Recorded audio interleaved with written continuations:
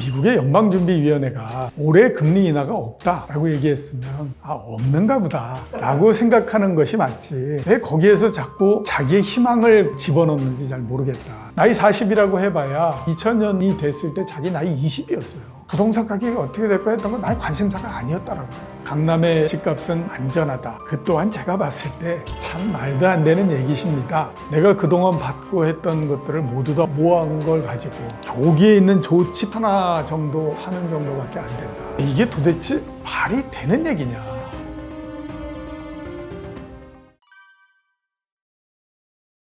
(2019년) 정도의 가격까지 일단 내려오게 되면 그때에서부터는 거래가 조금씩은 되는 형태가 될 걸로 그렇게 보입니다. 그러니까 이번 같은 경우에 거래가 안 된 가장 큰 이유는 코로나가 나고 난 다음에 부동산 가격이 상승을 할 때 거래가 별로 없이 상승을 했기 때문에 내려올 때도 거래가 별로 없이 지금 내려오고 있는 그런 상태이거든요. 근데 2019년 정도 가격으로서 돌아오게 되면 그 다음서부터는 이제 유동성에 의해서 상승했던 부분들은 다 사라져버리는 형태가 되니까 이제는 그래도 위에서부터 한 40% 정도 하락했는데 라고 생각하니까 그때서부터는 이제 거래가 조금씩 되는 형태가 될 겁니다. 그리고 이제 거래가 되면서 가격이 올라가고 이러는 것이 아니라 처음에는 이제 막 그 거래가 좀 되고 뭐 이러면서 언론에서도 이제 거래가 좀 되고 드디어 이제 바닥을 만들고 어쩌고 가는데 그 국면을 조금 지나면 그 다음에 거래가 되면서 조금씩 계속해서 내려오는 형태가 되죠. 그래서 최종적으로 보면 뭐 2018년도가 됐던 2017년도가 됐던 그때 가격 정도가 되고 난 다음에 그 다음에 이제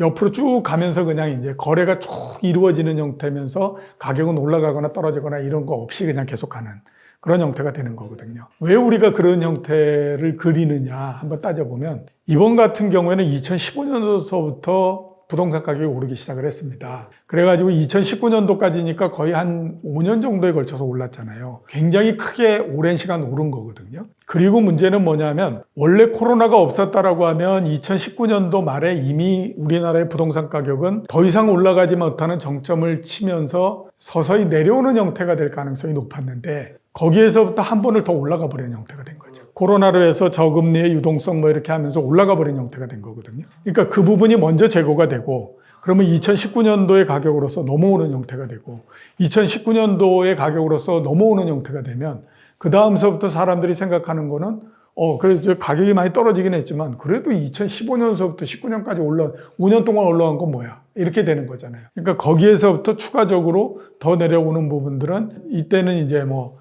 그동안에 이제 했던 것들이니까 거래가 좀 되고 뭐 이러는 형태가 되지만 천천히 계속해서 내려오는 형태가 된다라고 하죠. 2015년서부터 2019년도까지 상승도 적은 건 아니었습니다. 그렇기 때문에 그런 것도 같이 감안을 해야 된다라고 봐야 되는 거죠. 15년에서 19년까지가 일반적인 사이클상의 그런 상승. 그렇죠. 상승이었고 2020년서부터 2021년도까지는 특수한 형태에 의해서 갑자기 팍 튀어버리는 형태가 된 거죠. 지금 많이들 생각하는 게 부동산 가격이 떨어지다가 바닥을 만들면 다시 굉장히 빠른 속도로서 올라와서 V자 형태로 이렇게 쭉 올라올 거다라는 생각들을 굉장히 많이 하고 있는 것 같아요. 그런데 그렇지는 않거든요. 절대 그런 형태로서 움직이거나 그러지 않습니다. 근데 왜 그런 생각들을 할까라고 생각해 보면요. 앞에서 제가 말씀드렸던 것처럼 2015년서부터 2021년도까지 거의 7년 동안에 걸쳐서 부동산 가격이 올라가는 걸 계속해서 봤기 때문에 지금 사람들은 어떤 생각을 하냐면 부동산은 계속해서 올라간다라고 생각을 하는 거예요. 그러니까 이게 바닥만 잡으면 그냥 이게 급등을 해서 거꾸로 이제 이렇게 올라갈 거다라는 생각들 굉장히 많이 하거든요. 근데 주식 한번 보시면 그렇게 쉽게 되는 거 아니잖아요. 3,300에서부터 내려오기 시작을 해서 2,500포인트 됐을 때 이제 바닥이야 라고 했다가 거기에서부터 또 한 번 물려서 2,300 됐다가 2,300에서 반등을 하기 시작하니까 드디어 이제 바닥을 만들었구나 라고 했는데 다시 또 2,150까지 떨어지고 그 다음에 이제 옆으로 이렇게 쭉 누워버리는 형태가 되잖아요. 몸이 가벼운 주식도 그런 형태로서 움직이는데 이게 부동산이라고 하는 것이 어떻게 바닥을 찍으면 V자 형태로서 계속 올라가 버리겠어요. 그러니까 일단 그런 생각을 버리셔야 됩니다. 자, 그러면 어떤 모양이 되느냐? 앞에서 말씀드렸던 것처럼 2019년도 가격 정도가 오게 되면 거기에서 이제 마음 급한 사람들, 성미 급한 사람들은 드디어 이제 부동산이 바닥을 찍었구나 라고 해가지고 막 사기 시작을 합니다. 그러면 초반에는 그런 수요가 있기 때문에 이게 뭐 이렇게 해서 가격도 올라가는 것 같기도 하고, 근데 초기에 약간의 사람들 매수하려고 하는 아주 얼리버드들의 수요를 충족시켜 놓고 나면 그 다음에 추가적으로 매수가 형성되지 않기 때문에 거기에서부터 차근차근 다시 또 내려가는 형태가 됩니다. 거기에서는 거래가 조금씩 이루어지는 형태가 되고 이렇게 됐다가 나중에 시간이 가면 바닥을 만들겠죠. 2023년도 말이 될 수도 있고 2024년도가 될 수도 있고 해서 바닥을 만들겠죠. 그리고 난 다음에는 오랜 시간 동안에 걸쳐서 옆으로 쭉 가는 형태가 됩니다. 그거는 이제 그때는 굉장히 많은 얘기들이 나오기 시작합니다. 그때 앞으로 인구가 줄어드는데 이게 되냐 마냐 뭐 이런 얘기서부터, 그 다음에 또 우리나라의 소득 대비해서 너무나 가격이 높아졌기 때문에 소득이 전체적으로 이거를 충족시켜주기 위해서는 시간이 어마어마하게 걸린다, 이런 얘기서부터 굉장히 많은 얘기들이 나오기 때문에 우리가 의미 있게 부동산 가격이 올라가는데 라고 생각하려면 2027년 내지 2028년도 정도까지 가야 돼요. 그러니까 여기에서 부동산에 대한 기대를 너무 할 필요가 없다라고 하는 겁니다. 지금 부동산 가격의 하락은 우리만의 문제가 아니고요. 전 세계적으로 똑같이 나타나는 형태입니다. 뉴질랜드 같은 경우가 굉장히 많이 상승을 했다가 최근에 보게 되면 가격이 굉장히 많이 하락을 했고요. 그 다음에 또 캐나다 같은 경우에도 마찬가지로 상당히 가격이 많이 하락했고, 중국은 뭐 다 아시는 것처럼 작년도에 중국의 부동산 가격이 떨어져가지고 헝다가 망한다, 6천만 채 넘는 빈집이 남아있다, 중국 경제가 무너질 거다, 뭐 이런 얘기도 굉장히 많이 하고 그러지 않았습니까? 미국도 가격이 계속해서 내려오고 있는 상태거든요. 그렇기 때문에 주요국치고 부동산 가격이 상승하거나 이러는 곳은 지금 거의 찾아보기가 어려운 상태입니다. 우리나라뿐만 아니라 다른 선진국들도 꾸준히 계속해서 내려오고 있는 그런 상태이거든요. 하락을 하는 원인도 우리나라하고 초기의 원인 자체는 비슷합니다. 금리를 올리면서부터 하락을 하기 시작을 했었는데 그 이전서부터 조금씩 가격에 대한 부담을 굉장히 많이 느끼다가 그 다음에 이 금리 인상 뭐 이런 것과 함께 본격적으로 떨어지기 시작을 하는 형태가 됐고, 그게 지금까지도 계속해서 유지가 되는 형태가 됐고 뭐 이런 형태입니다. 그러니까 전체적으로 아무튼 부동산 가격이 전 세계적으로 굉장히 약하다, 이렇게 볼 수가 있어요. 우리가 그런 얘기 많이 하잖아요. 주식시장에서 미국 시장이 어떻게 되느냐에 따라서 우리나라 시장도 비슷한 형태가 되고 유럽의 시장도 비슷한 형태가 되고 부동산도 마찬가지예요. 특히 그게 짧게 보면 2년, 길게 보게 되면 4, 5년 동안 그런 경향 자체가 굉장히 두드러지게 나타났던 것들은 그 기간 동안에 너무 비정상적으로서 저금리 정책을 피고 유동성을 공급하는 정책을 피고 이렇게 했기 때문에 그게 여러 자산들에다가 동시에 영향을 주면서 그런 일이 벌어졌다라고 하는 거죠. 우리나라 같은 경우가 부동산 가격이 하락했다라고 하지만 다른 나라보다도 그렇게 하락률이 굉장히 빠르거나 그러진 않아요. 뉴질랜드 같은 경우에는 현재까지 16% 정도 하락을 했고, 캐나다 같은 경우는 20% 넘게 하락을 했고, 미국의 연방준비위원회가 올해 금리 인하가 없다라고 얘기했으면 없는가 보다 라고 생각하는 것이 맞지, 왜 거기에서 자꾸 자기의 희망을 집어넣는지 잘 모르겠다라는 생각이 들어요. 2022년도에 연준이 금리를 인상하면서 굉장히 많은 욕을 얻어먹었습니다. 물가 예측도 잘못하고 거기에다가 또 2023년도에 금리 인하는 없습니다 라고 공공연하게 얘기를 해놨는데 아무런 상황 변화 없이 그냥 금리를 내릴 거다, 이건 말이 안 된다라고 봐야 되죠. 최근에 보면 특히 2023년도 들면서부터 어떤 얘기들을 하기 시작하면 우리가 2022년도 뭐 한 10월, 11월 달 이럴 때에 2023년도에는 우리 죽었다, 왜냐하면 경기가 어마어마하게 침체가 될 거고 이런 얘기를 했었는데 막상 이제 시작하고 보니까 그런 정도는 아닌 것 같아 라는 얘기를 굉장히 많이 하고 있는 거죠. 그러면 경기가 그렇게 크게 둔화되거나 침체되지 않는다라는 가정하에서 보면 왜 연준이 금리를 내려야 됩니까? 본인들이 공공연하게 얘기해 놓은 것도 있는데 금리를 인하한다라고 하는 것 자체가 별로 그렇게 현실성 있는 얘기는 아니잖아요. 근데 자꾸 사람들이 금리를 인하할 거다 이런 얘기를 하거든요. 미국의 FOMC 회의가 열리고 나면 금리 인하에 대한 얘기가 없었어, 매파적이었어, 어쩌고 저쩌고 이러면서 또 주가가 떨어지기도 하고 실망을 했다 뭐 이러면서 갑니다. 그러니까 쓸데없는 기대를 하니까 자꾸 이런 일이 벌어지는 거 아니냐. 금리 인하는 없습니다. 그리고 또 하나 얘기 드리고 싶은 건 뭐냐면 지난 몇 년 동안 코로나가 난다고 난 다음에 저금리나 이런 것 때문에 가격이 올라가고 부동산 가격도 올라가고 그러면서 짜릿한 거를 많이 보여줘가지고 사람들이 금리가 모든 거를 다 결정을 한다라고 생각하지만요, 금리가 그렇게 결정력이 굉장히 큰 변수는 아닙니다. 예, 부동산도 마찬가지예요. 그렇기 때문에 금리에 대한 환상에서 먼저 좀 빨리 벗어나야 된다라는 얘기를 드리고 싶은데, 언론도 그렇고 부동산 뭐 한다는 사람들도 그렇고 보면 금리 인상 때문에 가격이 떨어지고 있고, 그렇게 되다 보니까 금리만 인하하게 되면 가격에 하락이 없을 거고요, 이런 얘기 많이 하거든요. 그거 아니에요. 앞으로 보면 금리는 상당 기간에 걸쳐서 지금의 수준을 계속해서 유지합니다. 기준금리는 우리나라 3.5%, 미국 같은 경우는 5% 이런 정도. 시장금리는 우리나라나 미국이나 모두 다 3.5% 이런 정도를 유지합니다. 그 얘기는 뭐냐? 지금에서 금리 인하가 없다라고 하면 2023년도의 상황이 2024년도에도 계속되고 2025년도에도 계속된다라고 하는 거예요. 자꾸 금리 얘기하지 말고 얘기해 놓은 거, 연준이나 한국은행이 얘기해 놓은 거, 그 다음에 지금 주어져 있는 상황, 이런 것들을 인정하고 넘어가라라는 거예요. 금리가 3%대 중반되고 이러는 것들은 이제 현실이다.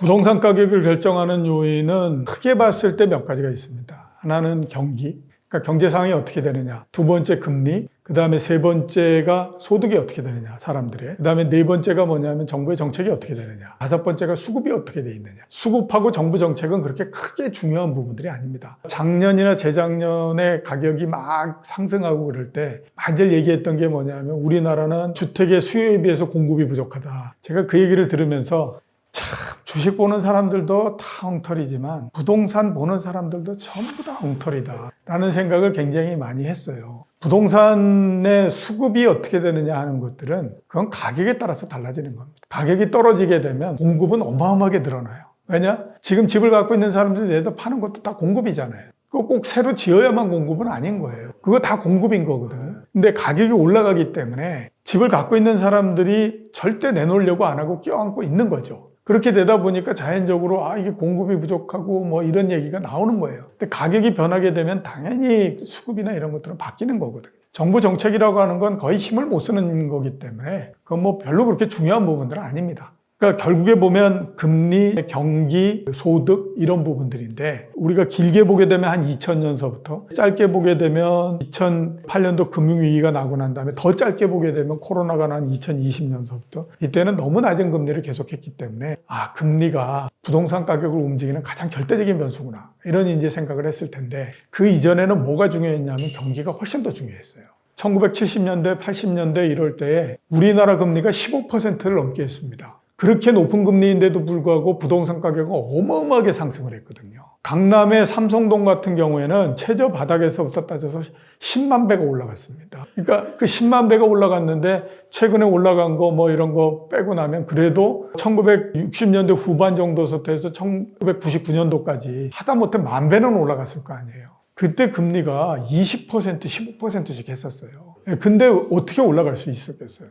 그거는 우리나라가 그만큼 성장을 하면서 개발이 되기 때문에 토지에 대한 수요가 어마어마하게 빠른 속도로 늘어났기 때문에 그런 일이 벌어진 거예요. 그와 동시에 또 어떤 일이 있었냐면 사람들의 소득도 늘어나잖아요. 이 소득이 늘어나는 속도가 어마어마하게 빠른 거예요. 그렇게 되다 보니까 또 마찬가지로 보면 주택에 대한 수요가 굉장히 크게 증가한 거예요. 그래서 옛날 같은 경우에는 소득과 성장이 굉장히 중요했었어요. 근데 2000년대를 넘으면서부터 우리나라의 성장률도 3%, 2% 뭐 이렇게 쭉 줄어드는 형태가 됐는데 그게 원래대로 따지게 되면 부동산 가격이 그렇게 크게 상승할 수가 없는 국면이었죠. 그랬는데 너무 저금리를 하고 유동성을 많이 공급을 하면서 그 힘으로 올라가다가 보니까 2000년서부터 이전에 경제를 아는 사람이 지금 몇 명이나 있습니까? 나이 40이라고 해봐야 2000년이 됐을 때 자기 나이 20이었어요. 부동산 가격이 어떻게 될까 했던 건 나의 관심사가 아니었다라고 하는 거예요. 그러니까 당연히 보면 그 기간만을 보면 금리라고 하는 것이 모두를 다 움직이는 힘이구나 라는 생각을 하는 거죠. 근데 앞으로는 달라요. 왜 그러냐면 앞에서 제가 말씀드렸던 것처럼 이제 금리가 정상이 된 거예요. 그리고 우리나라 금리도 그렇고 미국의 금리도 그렇고 당분간 3% 중반 정도에서 쭉 갑니다. 그리고 여기서 또 금리가 내려간다고 하더라도 특별한 일이 없는 한 2%대 중반 정도 이하로 더 내려가거나 이러는 일은 벌어지지 않아요. 그 얘기는 뭐냐면 이제 금리가 가지고 있는 역할도 줄어들어 버렸다라고 볼 수밖에 없는 거죠. 그러면 어떤 역할이 더 커지느냐? 소득의 역할이 훨씬 더 커지는 거죠. 성장도 아예 주저앉아 버리는 형태가 됐으니까. 근데 우리나라의 지금 실질 임금 상승률이 2015년서부터 따졌을 때 7년 동안의 평균이 1.6%밖에 안 됩니다. 임금 상승률이. 아니 1년에 물가 빼고 1.6% 임금이 올라가면 거기에서부터 소득이 얼마나 늘어날 수 있겠어요. 그러니까 당연히 보면 소득의 증가 속도는 떨어질 수밖에 없는 거고, 그렇게 되다 보면 부동산 가격의 상승이나 이런 것들도 상승을 할 수 있는 요인 자체가 그렇게 많지가 않다라고 하는 거예요. 그건 인구가 어떻게 되고 하는 거하고 별개의 문제인 거예요. 그렇기 때문에 부동산 가격이 오랜 시간 동안 옆으로 기고 그 다음에 올라간다고 해봐야 아주 지지부진한 형태가 되고, 그러니까 제가 계속해서 드리고 싶은 얘기는 뭐냐면 최근에 얼마 동안 왔던 급등을 하고 어쩌고 저쩌고 뭐 이러는 거에 그 미망에서 지금 벗어나야 된다는 거예요.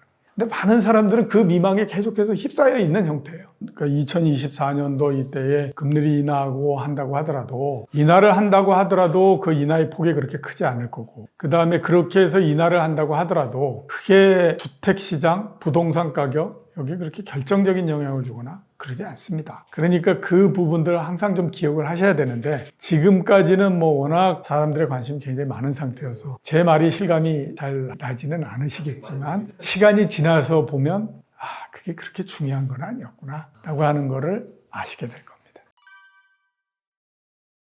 2002년도, 3년도 이때에서부터 올라서 그 다음에 2007년도까지 부동산 가격이 상승했을 때가 있었거든요. 노무현 정부 때 굉장히 많이 상승을 했었는데, 그때의 버블 세븐이라고 해가지고 강남을 포함해서 용인, 분당 이런 데가 굉장히 많이 상승을 했었습니다. 그때에도 똑같은 얘기를 했었거든요. 강남 불패다. 강남은 집값이 떨어지지 않는다. 왜냐하면 모든 사람들의 로망이고 모두 다가 거기에 들어와서 살고 싶어 하기 때문에. 그런 얘기들이 끝나고 난 다음에 부동산 가격이 하락할 때 보니까 강남이 다른 어떤 지역보다도 굉장히 많이 하락을 하고 뭐 이런 형태가 됐었습니다. 훨씬 더. 그러니까 이런 얘기 있잖아요. 산이 높으면 골이 깊다. 가격이 많이 상승하게 되면 반대로 가격도 많이 떨어진다 라고 하는 거는 그건 불변의 진리입니다. 그 다음에 또 많이들 이제 강남 불패 얘기할 때에 그런 얘기들 많이 하죠. 여기에 있는 사람들은 빚도 내지 않고 워낙 많은 재산들을 갖고 있기 때문에 자기 돈 가지고 막 이렇게 사고 하기 때문에 금리가 올라가고 어쩌고 하는 거에 따라서 크게 영향을 받지 않는다. 그렇기 때문에 강남의 집값은 안전하다. 그 또한 제가 봤을 때 참 말도 안 되는 얘기십니다. 제 경우를 가지고 한번 말씀을 드려보도록 하죠. 제가 서초구에 살고 있습니다. 작년도 같은 경우에 상반기에 제가 출근 아침에 나오면서 엘리베이터를 타기 전에 밖을 이렇게 쭉 보면 그 생각이 들어요. 야, 내가 그래도 증권업계에서 굉장히 성공한 케이스에 속하고 아주 고액의 연봉을 20년 넘게 받았는데, 내가 그동안 받고 했던 것들을 모두 다 모아온 걸 가지고 조기에 있는 조집 하나 정도 사는 정도밖에 안 된다. 이게 도대체 말이 되는 얘기냐, 이런 생각이 굉장히 많이 들었거든요. 자, 그러면 한번 따져보세요. 2000년 이럴 때에 연봉이 2억 정도 된다라고 하면 우리나라에서 월급을 받는 사람들 기준으로 했을 때 0.02% 내에 들어가 있었던 사람들이에요. 그 사람이 전부 다 모은다고 하더라도 그런 정도밖에 안 되는 거예요. 자, 그런데 그 강남 서초구, 강남구, 송파구 이런데 얼마나 돈이 많은 사람들이 있다고 거기에서 현금 박치기 해가지고 뭐 이렇게 가겠습니까? 그건 말이 안 되는 얘기라는 거예요. 근데 왜 그런 얘기가 하냐? 언론에서 그런 얘기들 하고, 그렇기 때문에 그 사람들은 그런 모양이다 라는 얘기들을 굉장히 많이 하는 거예요. 그게 제가 봤을 때는 좀 말이 안 된다라는 생각을 많이 하거든요. 강남에서 살고 이러는 사람들도요, 어떻게 보면 옛날에 은행에서 탈탈 대출 내가지고 그거 가지고 어떻게 하나 사가지고 지금도 보면 계속해서 그 이자 갖고 뭐 이러면서 겨우겨우 어떻게 살아가고 이러는 사람들이에요. 그렇기 때문에 내일 당장 회사를 잘린다라고 하게 되면요, 강남에 있는 사람들의 수도 없이 많은 사람들도 당장에 그 실업급여 신청해야 되고요, 조금이라도 뭐 해가지고 이렇게 좀 벌어서 어떻게 할 수 없을까, 그 고민하는 사람들이에요. 여러분 주위에서 강남 살고 있는 사람들 한번 봐보세요. 그 사람들이 전부 다 의사고 전부 다 사업에서 성공한 사람들이고 그렇습니까? 수도 없이 많은 샐러리맨들이 강남에서 다 살고 있어요. 그렇기 때문에 금리가 올라간 거, 전세 가격이 떨어진 거, 그 다음에 또 소득이 늘어나지 않는 거, 이런 것들에 똑같은 영향을 받습니다. 그렇기 때문에 시간이 지나면 강남도 떨어지고 뭐 또 떨어지고 해가지고 거의 비슷비슷해져 버리는 형태, 이렇게 된다라고 하는 거예요.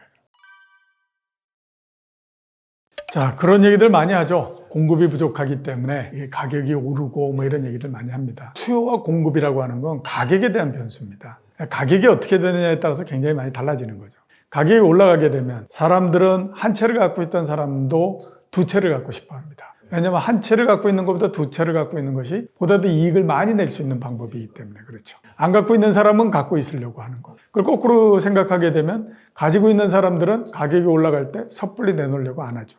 그렇기 때문에 올라가는 동안에는 수요는 굉장히 늘어나는 형태가 되고, 그 다음에 그거를 신규 아파트를 제외하고 나머지 기존의 아파트를 팔려고 하는 사람들이 많지 않기 때문에 공급은 굉장히 부족한 것처럼 보이는 거죠. 투기적인 수요의 2주택, 3주택 여기까지 다 겹쳐버리는 형태가 되니까, 대신에 그게 거꾸로 한번 된다고 생각을 해보죠. 가격이 떨어진다라고 생각하면 그때에서부터는 지금 세 채를 갖고 있는 사람은 한 채를 갖고 있는 사람에 비해서 3배의 손실을 보는 형태가 되죠. 그러면 어떻게 하겠습니까? 빨리 하나라도 좀 처분을 해야 떨어지는 것에서부터 조금은 아무튼 손실을 줄일 수 있다라고 생각하는 거죠. 그러면 기존에 갖고 있는 사람들이 계속해서 내놓으려고 하는 거고, 그렇게 되다 보면 자연적으로 신규 공급을 제외한 기존에 있는 주택들에서도 공급이 계속해서 굉장히 늘어나는 형태가 되죠. 가격이 떨어지면 떨어질수록 점점 더 팔려고 하는 사람들 많아지는 거고, 그렇게 되다 보면 공급은 점점 더 늘어나는 형태가 되는 거고. 또 이제 반대쪽 한번 생각해 보면 가격이 떨어지면 수요를 하려는 사람들은 가격이 떨어지는데 왜 내가 지금 사? 좀 더 있다가 사지? 이러면서 뒤로 빠져버립니다. 그러면 수요는 점점 줄어들죠. 대신에 공급은 계속해서 늘어나죠. 그러면 나중에 가면 어떻게 됩니까? 절대적인 공급 초과가 돼버리는 형태가 되죠. 그게 지금 나오는 가장 대표적인 형태가 뭐냐? 미분양이 계속해서 늘어나는 거죠. 미분양은 뭐냐면 신규 주택이, 새로 지은 주택이 수요자를 찾지 못하는 형태가 되는 거잖아요. 그것 때문에 계속해서 그런 형태가 되는 겁니다. 그래서 공급이 부족해서 그래서 가격이 오른다라고 하는 거는요, 제가 봤을 때 별로 그렇게 타당한 얘기가 아니에요. 우리나라 인구가 5천만인데 집을 한 3천만 채가 적절하다라고 하더라도 가격이 올라갈 때는 3,500만 채가 있어도 부족합니다. 왜냐하면 한 사람이 여러 채를 가지려고 하고 그 난리를 치기 때문에 그래요. 가격이 떨어질 때는 2,500만 채만 있어도 공급 초과가 계속해서 나는 것 같이 보이는 겁니다. 1주택자는 상대적으로 제가 봤을 때는 그렇게 민감하지는 않죠. 1주택자라고 하는 거는 특별한 경우가 아닌 한은 본인이 거기에서 살든지 아니면 본인이 어떤 사정으로 해가지고 그걸 전세를 주고 본인은 다른 곳에서 전세를 살든지 뭐 이런 형태인 거잖아요. 그러니까 우리 심리 속에 그런 게 있지 않습니까? 이게 안 되면 깔고 앉아서 살지. 가격이 올라갈 때도 그것 때문에 막 뭐 그거 하는 것도, 그 다음에 떨어진다고 하더라도 어차피 내가 살 건데 이러면서 이제 가기 때문에 상대적으로 좀 덜하다라고 봐야 되죠. 근데 2주택자가 되고 3주택자가 되고 그러면 이건 내가 한 채 이외에 다른 것들은 내가 투자해 놓은 거라고 봐야 되는 거잖아요. 그러니까 투자해 놓은 것에서 수익이 커졌다가 줄어들다가 막 이런 형태가 되니까 이거는 내가 처음서부터 아예 투자하겠다라고 생각하고 가지고 있는 물건이니까 당연히 그에 따라서 생기는 수익이나 손실이나 이런 거에 대해서 굉장히 민감할 수밖에 없죠.